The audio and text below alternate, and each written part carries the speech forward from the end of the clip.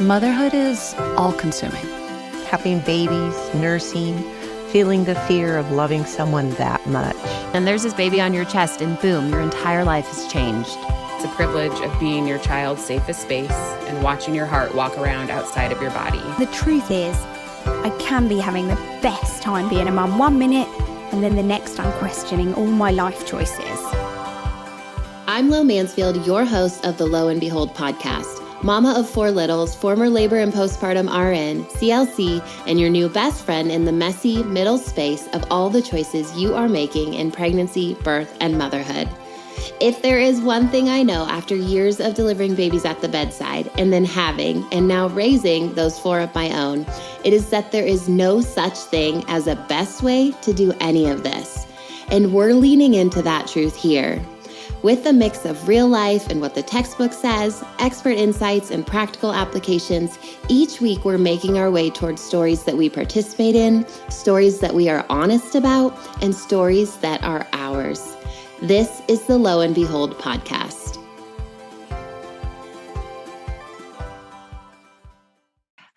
Hello. I am very excited to put today's guest in front of you. We are going to move like a couple years forward on the baby breastfeeding pregnancy timeline that I know so many of you are on. And we're going to talk about your toddlers and your pre-Kers and that season or transition that you might be in now or you will be coming up, where your kids are going to or getting ready to go to pre-K and kinder. Beth Gaskill is with me today. She is trained as a multisensory literacy instructor and an early childhood educator and an elementary school teacher. You probably know her from Big City Readers, which is definitely where I found her on Instagram. She's online as well as Miss Beth, where she is teaching parents and teachers, just giving them all the tools and the strategies that they need to grow their children as lifelong readers. And, you know, my sister used to always say, or she would use a hashtag when she would share on old Instagram posts of raising readers. She loved to talk about just her child and her love for reading. And it's something that's always stuck with me of what does it look like to raise readers? And is there something I can be doing, should be doing? How does our educational system step in and support us in that and with that? Because I got to be honest, like sometimes like I'll have a goal or vision as a mom sometimes, and it is this idea of kiddos like safe in their rooms reading and getting lost in stories and stuff. And so it is something I've definitely wanted for my kids. I love the gift of reading and waste way too many hours every night reading. And so loved having this conversation with Beth about what it looks like to kind of step into this with our kiddos and ideally, hopefully raise lifelong readers as well. Beth, I am so excited to have you here with me. And right before we were just starting, I was telling you that I have kids through kinder, coming into kinder, and more to come. So you are like the perfect person for me personally to talk to. I know that would be true for a bunch of other people with us right now too. Why don't you introduce yourselves? Just tell us like whatever you want to tell, not necessarily the official bio, and then we'll just get into it.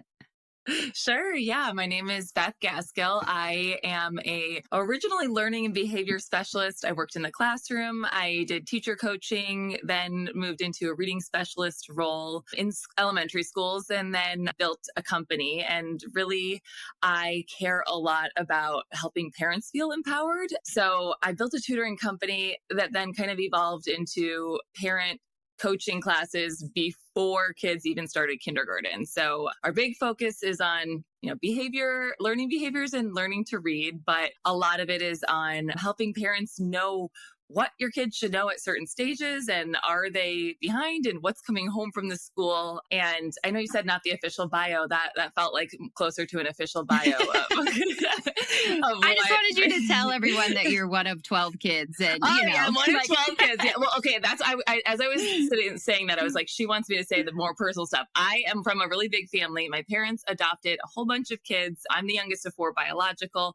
And then they did foster care and adoption of all different types, open and closed adoptions, and mostly high risk special needs. So I feel like I got to see a lot of like all of those different roles. There were OTs, PTs, speech therapists, so many different people in our home. And so my dream and my goal always growing up was to be able to support parents, whether or not they had a child with severe needs or not, because every child has a lot of needs. And so that means the parents do too. Yeah, that's really what I love knowing that part of your history, because I feel like so many of us are doing what we're doing because of something, the way we grew up, the siblings we had, maybe an exposure to a sibling who walked through something hard, or ourselves, obviously, like so many in birth, like in the birth world, like I am there. It's the story of, I had this horrible birth. And so I like want to change it, or I loved it so much that I want to be a part of it for the rest of my life. So I just feel like there's got to be some relevance there for you of seeing so many siblings walk through school challenges, what it looks like for your parents to navigate really 12 different kids with 12 different needs at 12 different times. Like as a parent of 4, thinking specifically to school and reading and readiness and all that. Like I've told my husband this last year, I have felt so much like our kids are in such different stages. And my spread is only 8 years old to 1 year old, right? But the idea of me going from changing a diaper, maybe getting up at night still with my 1 year old,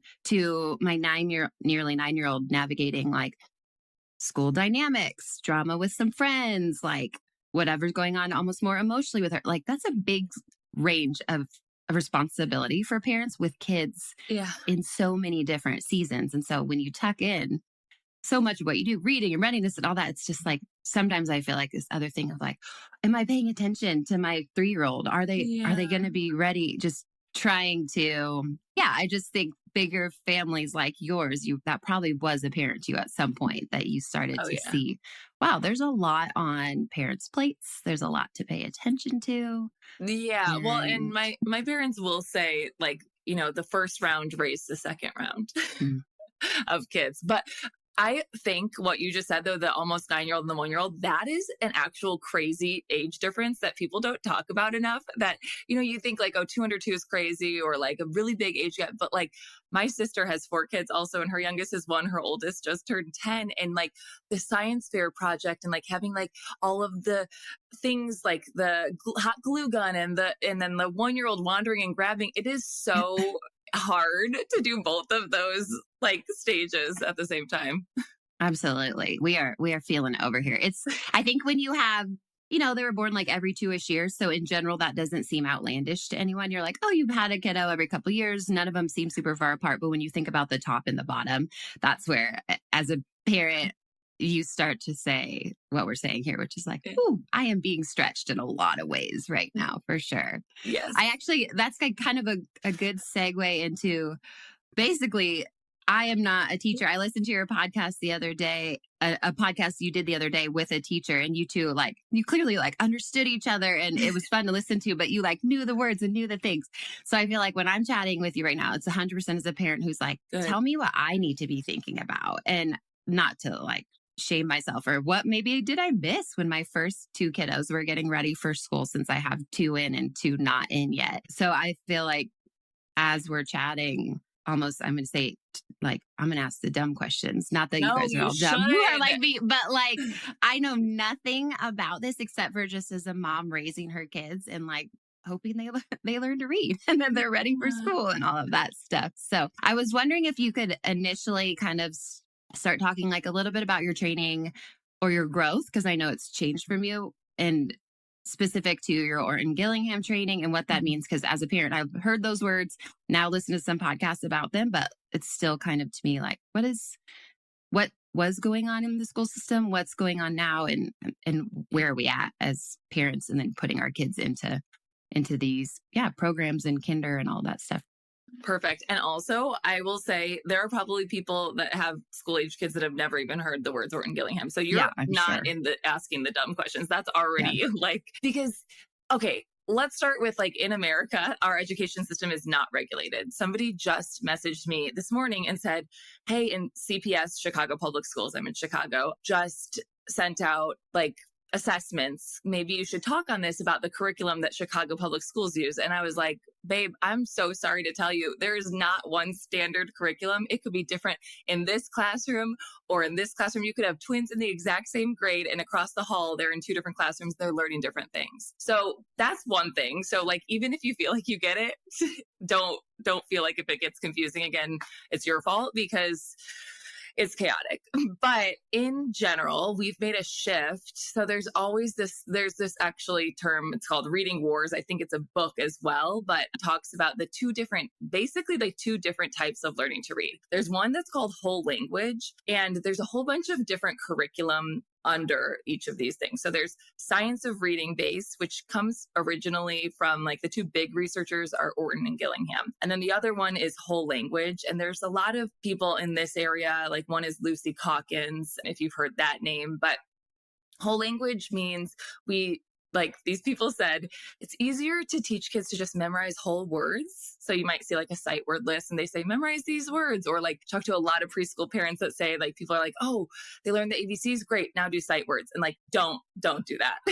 But whole language means they were like, it's easier than telling them to sound out words, just memorize words. And then science of reading is a body of research that shows us that most people learn to read by decoding and sounding words out. And I think that's like 92% of kids should learn in this explicit sounding out way. And that sounding out just means like, look at the word cat, at, say each sound, rather than just show them the word cat and say, this is cat, and then move on to the next word. So that's basically the big difference of those two. And then, so there's a big shift about in the 90s that switched away from the science-backed practices to whole language. And in like 2020, people started to notice, because as we know, like nothing really happens unless parents get involved, and kids were home, they were on Zoom learning, and all these parents started being like, wait a minute, why are they saying just memorize this word? They started saying some things. And of course, there's been teachers that have said like, this doesn't make sense.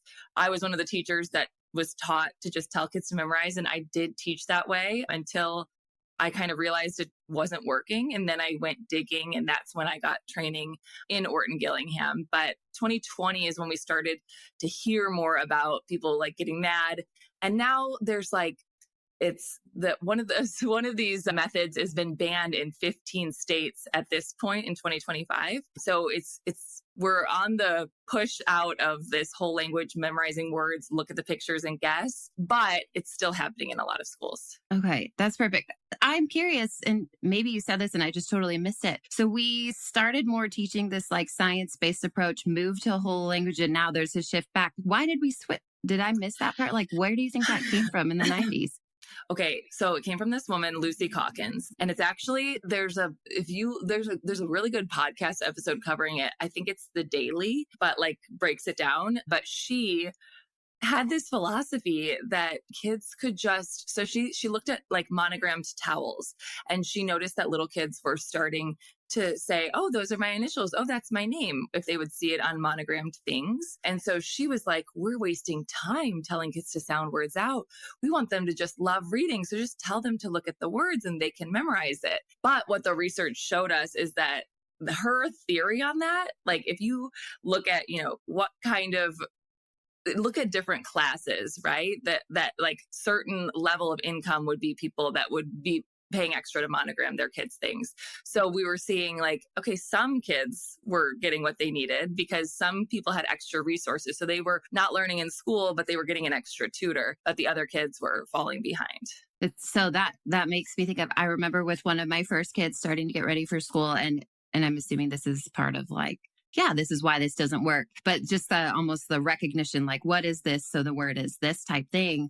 And I remember one of my girls had a friend in class who hadn't seen all the same like fruits and vegetables or whatever. So there was this classic almost built in of like, this is a super diverse country. We obviously have different socioeconomic statuses and means and access and what we're seeing. And so it was it was the first time I keep saying, like, oh, I feel like a silly parent, but I was like, oh, that kid probably has never ridden a unicycle. Why the heck would they know what a unicycle or even a bicycle, And it was this interesting moment of like, this is children's kindergarten work, right? It seems so simple, but when you think about it like that, like we can't just have this expectation of like recognition being the way that we learn, because we're not all coming at this from the same place. Or right. I should say our kids, they're obviously not coming at reading, kindergarten, and education from the same place at all.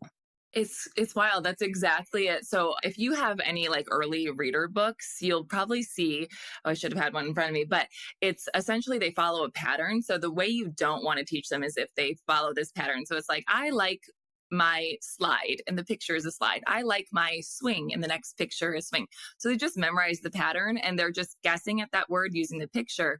And I exactly what you just said. The next page was, I like my bicycle.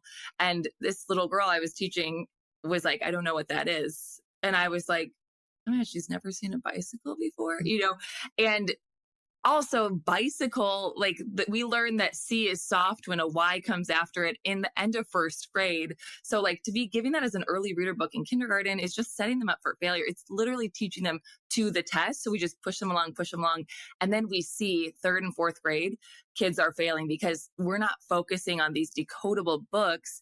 They're actually like supposed to read. They have like history passages and science passages that they have to read, and they're really struggling. And our nation's report card at last year showed us 66% of fourth graders in the United States are not reading proficiently. So wild. But I'm sure parents at home can say, yeah, I feel that, or I know that, just as they're putting their own kids through the system and maybe finding that their child is struggling, or that as a parent, I think sometimes too, there's this bit of, wait, like how involved am I supposed to be? Can't I just expect the teachers in the schools to be teaching them, quote, air quoting, the right way? And I think that's sometimes as a parent where there's this overwhelm of, oh, whoa, I have to be involved in this. Like I send my kid to school for a reason, like that kind of vibe. So what do you feel like? I mean, obviously a baseline answer is like, no, you're a parent. You need to be involved in your child's education. But how do you think as a parent and getting these little ones ready, we kind of navigate that of, well, yeah, I am sending them to school, but also I need to be paying attention to maybe how they're being taught or where I can help step in or. Yeah. Well, I would say like first, just having a good relationship with your school. So obviously there's things you can do, but having a good relationship with your school so you know what's going on. A lot of parents that are like big city readers involved have gone to their administration and said like, can you explain the curriculum to me?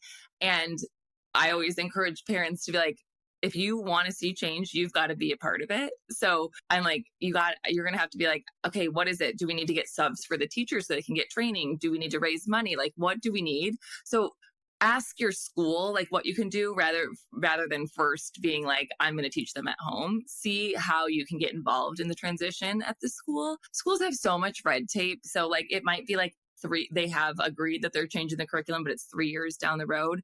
But you really, really, really want to push for training for teachers rather than just a new curriculum. Because if you like curriculum sits in a box, the teacher or you, the parent, are going to be the one teaching your child.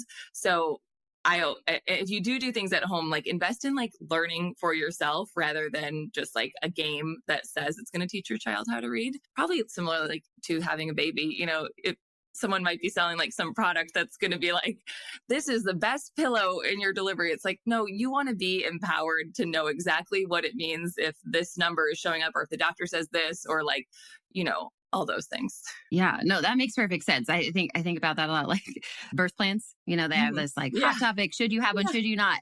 And I am always, someone says, yes, I believe in them, but it's because it's a learning tool. Like you're going to learn something from it, not because you're just going to say, I got this birth plan and I checked the box. Like that doesn't do any good, right? Because you haven't done anything with it. To like use the metaphor for you, like you've bought the program, but if you don't understand why you're doing what you're doing, you're not really serving yourself or, your child well if we're talking about supporting them too. Yeah, exactly. Okay. I have a question. It's related to a Instagram post. I want to make sure I read this right, but you said, it was a myth that you were addressing. And I feel like this speaks to us parents who are like, whoa, how involved should I have to be? And the myth was, in quotes, like, don't worry, learning to read develops naturally.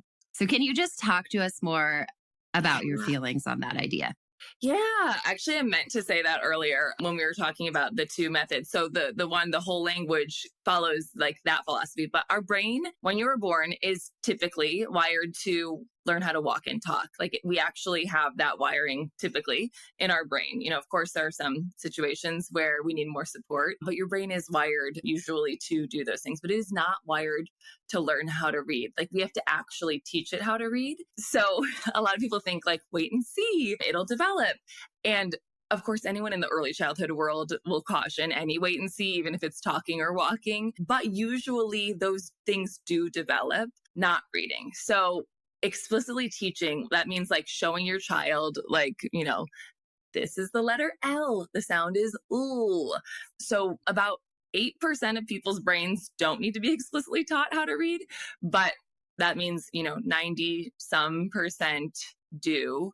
And so we have to explicitly go through each of the letters and how they blend together. And some kids pick it up faster. Some kids take a little bit longer, but yeah, that's the thought. Okay. It's interesting. My husband has said stuff before, and I hope he's probably gonna be like, great, now they're gonna tell me I'm not right. But just this idea of like kids can be like really far ahead when they're younger, but that a lot of people like level out around 11 or 12 when we stop seeing these like significant differences. Certainly some kids are ahead or behind still at that age. Do you feel like there is some truth to that, or perhaps it's true specific to reading as well? Like, do you see a leveling out? And is that why maybe parents are like, they're all going to get there eventually? Or do you feel like there is a little bit of, no, if we're not laying the foundation, you've kind of been talking about this, they're actually going to be struggling when they're in third grade and fourth grade and fifth grade, and that leveling out for reading maybe doesn't happen. There's actually a bigger divide there. Well, a little bit of both. I do think that kids, like if we're giving them the right tools, some take longer to get there. If we don't give them the right tools, most kids won't get there. So, you might have two first graders learning the same things, and one, it just clicks really quickly, and one, it doesn't click until second grade. And then they level out there. It's just kind of like also like your body, like you might be like, I'm going to cut out sugar, and your husband's going to be like, I'm going to cut out sugar too. And he loses 10 pounds in a day and you gain 4 pounds, but then in like a month of not having sugar, you're like, oh, I have more clarity, or I feel better. So that if we're doing the right thing, then yeah, we see the leveling out around a certain point, but we're not going to see it in most kids if they're not getting the right resources. In the beginning. Yeah. All right. So I'm going to ask you to talk about some vocabulary words a little bit. So maybe go back to this, like at the beginning, how we're starting with them. Again, you have a ton of podcast episodes about this, so I'll link some in our show notes as well. But I want to talk about the like phonics versus phonological awareness. Did I say those right? Yeah. And just kind of what that difference is, and just like really speak to us as parents of what maybe we're looking for or could see in curriculum that shows like what's being utilized or how things are being taught. Yes. Okay. A funny story about this. I teach this parent and toddler class, and I had this one mom in it for like 2 years. She was in the baby class, then she was in the toddler class, and her daughter's like 2.5. And I would always, this was like 10 years ago, I would always say, okay, I give these tips, like we read this book because it builds rhyming skills, and rhyming skills are super important as early readers, and it builds on phonological awareness. And afterwards she was like, Beth, I can't believe I'm just saying this, but I actually don't know what phonological awareness means. And I was like, I'm so she said it like she was embarrassed. And I was like, it is embarrassing for me that I just assumed that. And that was, since then, I'm like, oh my gosh, people need simplicity. Like these are parents that have probably more than one kid, are looking at something so briefly. And so it's such like an art to try and like explain it simply. And then also like be like, explain it in bigger terms for people who have been like maybe listened to every podcast episode, like we know, we get it. So, okay. So phonics, everyone's probably heard of phonics. Hooked on Phonics worked for me if we're all millennials, but phonics is when we connect the letter to the sound. So a letter is called a grapheme or the sound. So, okay. So the sound is a phoneme. That's where phonological awareness comes from. So that would be like if you count the phonemes in the word shoe. Can you count the phonemes in the word shoe? It's sh, oo, 2. So phoneme is the smallest unit of sound. Then the grapheme is the written representation. So sh would be what we write for sh. Okay, so we can do all of this without the letters. We play these games with kids to lay the foundation of lifelong literacy. So if we look at the research, it shows us for hundreds of years that the biggest predictor in reading success is strong phonological awareness. And this comes before we really put the letters in front of them. We also build phonological awareness when we put the letters in front. So that would look like singing to your toddler, like Willoughby, Wallaby, am, an elephant sat on Sam, like just building those rhyming skills. We're just noticing. My sister thinks I'm always gassing her up, but she like says to her kids, like, wadios, badios. And I'm like, that is such a good thing to do. They're just being silly, but you're just helping them notice, like, that's not the first sound in that word. So we're just drawing attention to the sounds in words. So that's what phonological awareness is.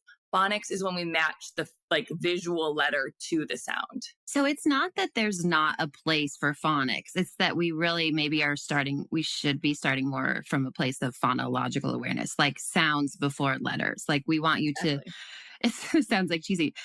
I almost think about like, we want you to think about like the art or the gray space behind the word before we teach you to, in theory, like spell the word and see the word. That's exactly. like fluffy, but does that make sense? Yeah. That's exactly it. Even I see kids, so parents will be like, they don't know how to read. And so I will, hold the book in front of them and ask them to point to the first word. There are so many things like these are phonological awareness skills. Like you could do this with your 3-year-old, like point to the first word, point to the last word. Can you find the letter L? Can you point to a space? So all these things before we're actually asking them to read really matter. And so if I have a kid who they're struggling with reading, one of the first things I'll do is I will not put a book in front of them. I'm going to say a sentence and I'm going to ask them to count the words that I say.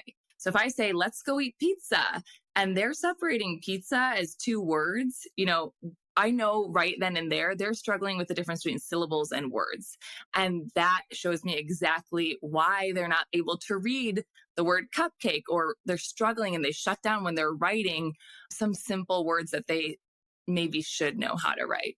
It's interesting. I feel like, and this is like true for me as a parent too, like we like seeing results that we can quantify with anything, right? And so I think that almost phonics or maybe some of these other like memorizing sight words lists, you go, oh, she has 9 out of 10 of the words, or look, they can read this many words. And so it feels easy to almost gauge how well your child is doing. And so that can feel like such a nice default of, whereas the, phonological awareness maybe approach is more like they can't read, but they can like recognize, like it feels harder to say, yeah, I think they're doing well or they're ready, because maybe you can't quantify it in the same way. Yeah. And so I almost wonder if sometimes there can be this hesitation, or it just feels easier to go toward the one where you can see like input, output, result, right? And whether or not it works, well, that sounds like it's very much not even up for debate. It's probably not the best way.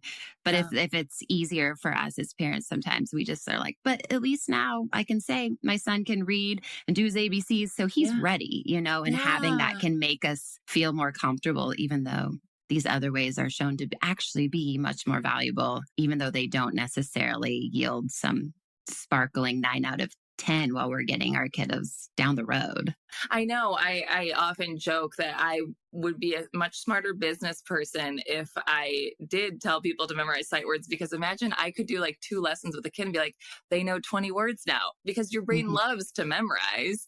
It's so easy that's why we do it. I mean, like it does look like kids are reading, but they're fake reading in 1st and 2nd grade. Kindergarten, 1st, 2nd grade, we see it looks like they're reading, they're devouring these assessments we're giving them because they're just full of sight words. And it is so easy for a kid to memorize 100 words. I mean, they know, if you have a dinosaur obsessed kid, like they can tell you every single name of, they love to store and memorize. So memorizing is the easy part. It's tricky to learn to read. So I'm like, believe me, I'm not trying to sell you something extra. I would be so smart if I just said memorize sight words.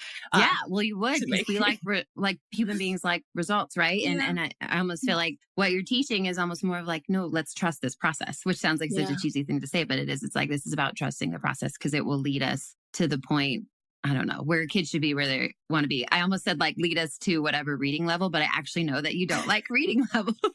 I do. I hate reading levels. So maybe you could talk about that a little bit too. Yeah. That's where I just took us.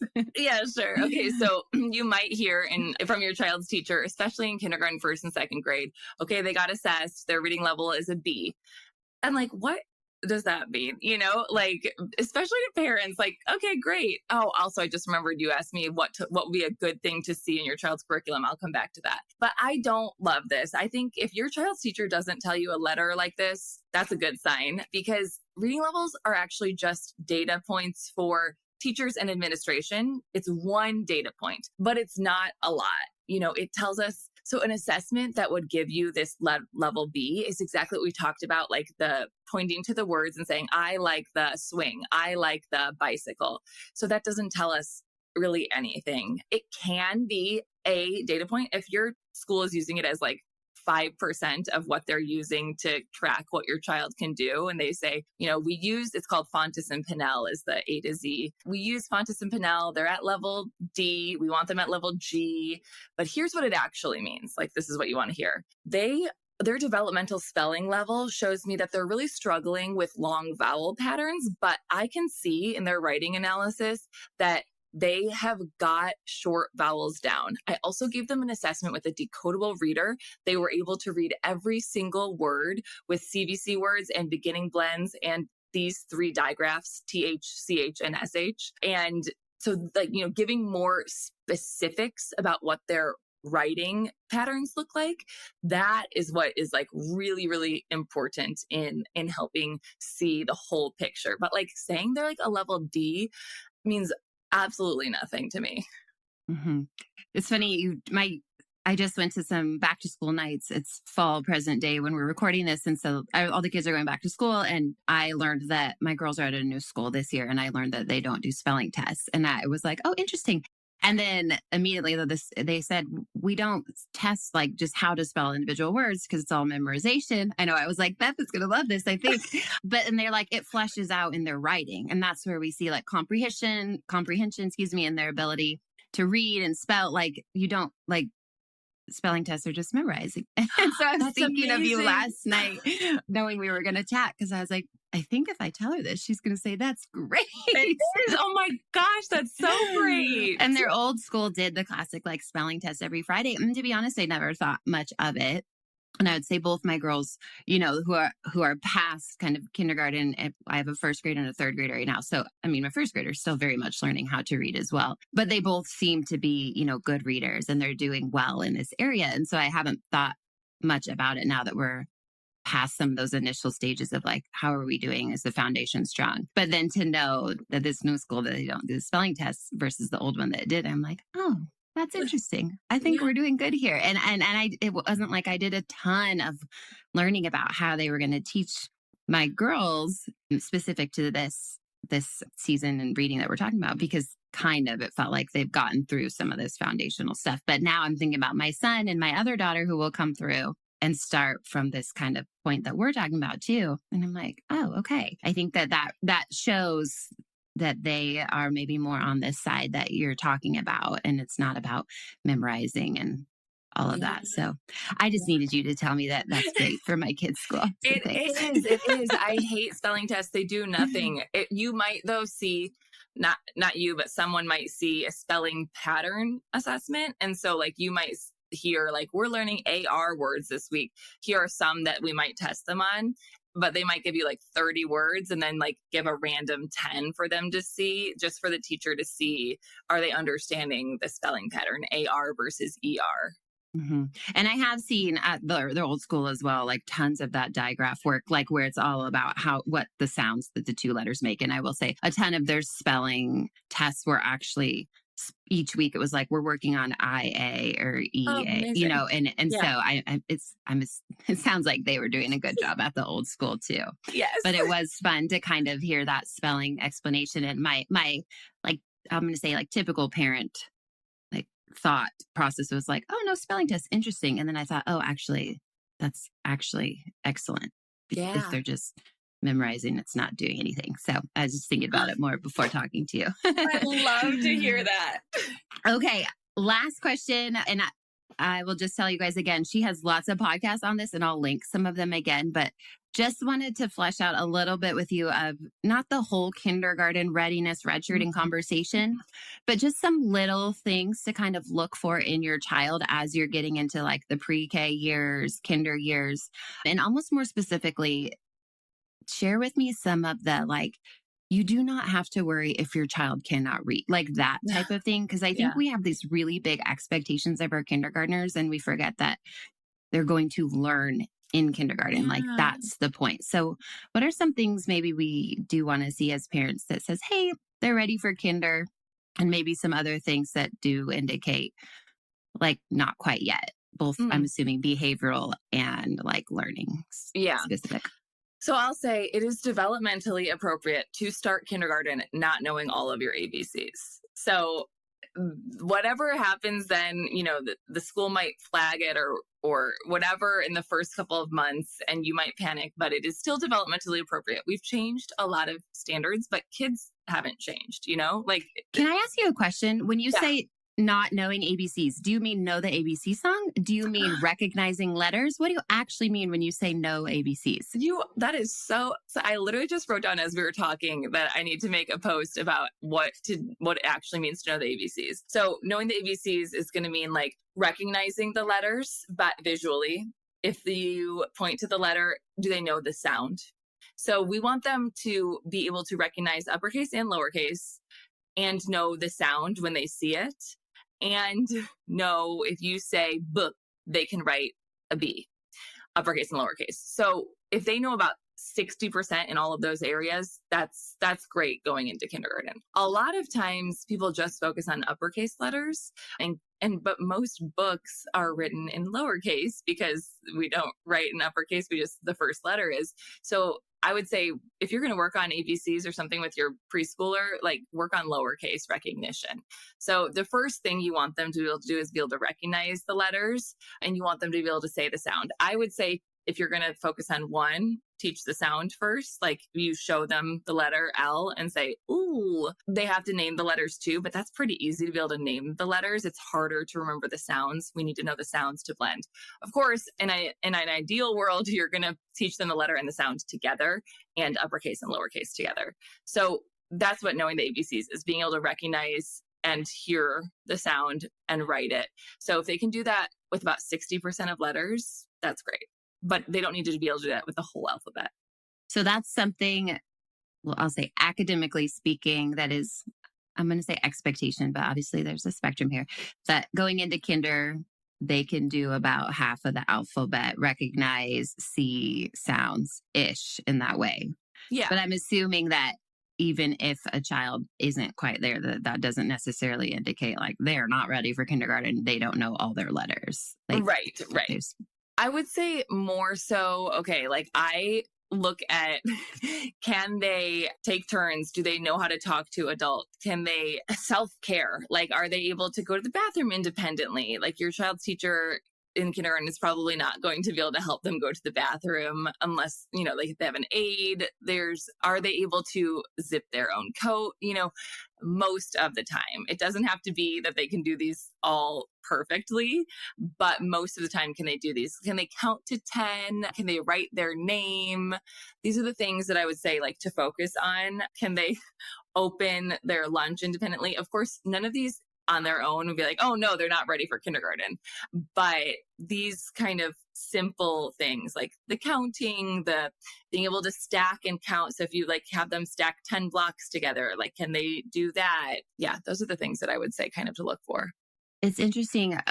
So we got to live abroad with our three oldest kids. And so my first two girls actually did what would be comparable to kinder in the Netherlands. And they start school at the age of 4. And so coming back to the US where there's so much conversation about redshirting and kindergarten readiness has been really interesting because you are required to start school at the age of 4 and the government actually will like fine you if your child doesn't go to school. But I say that we loved the education system there. The 4-year-olds were actually allowed to leave early, go home if they needed a nap. But at the age of 5, then moving forward, you have to be at school every day or you need like a doctor's written notice. Like they are very, I'm going to say strict, like you need to be in school. But it was interesting to have the kids there.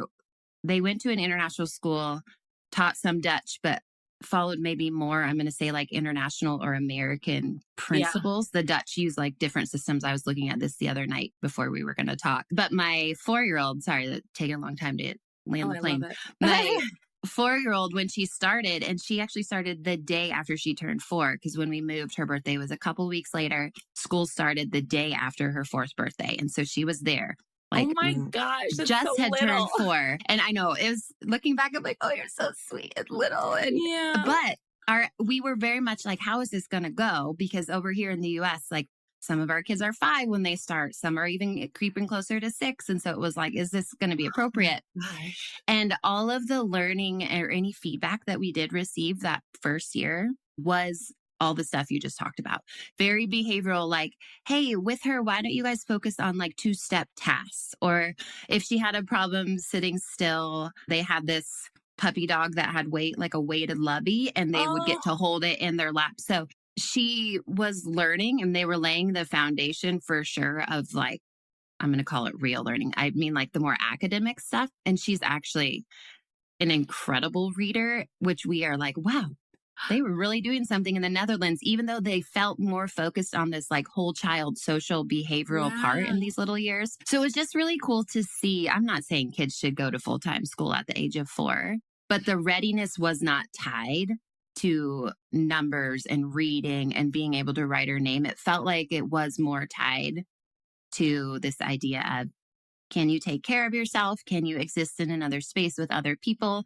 All of these things then being conducive to then also being able to learn in a group. So it was just really cool to see as a parent, because it does feel like the 2 countries approach those early years a little differently. And I'm not going to say they're doing it better or worse. Like there was pros and cons to both, but it was like almost like we got to have this little experiment by getting to be there and do it. And in thinking about talking to you, my brain said, I feel like if Beth were there, she would really appreciate the way they like initiate kiddos into school. Yeah. Well, and get this started. I'm so a fan of that. And I love play-based.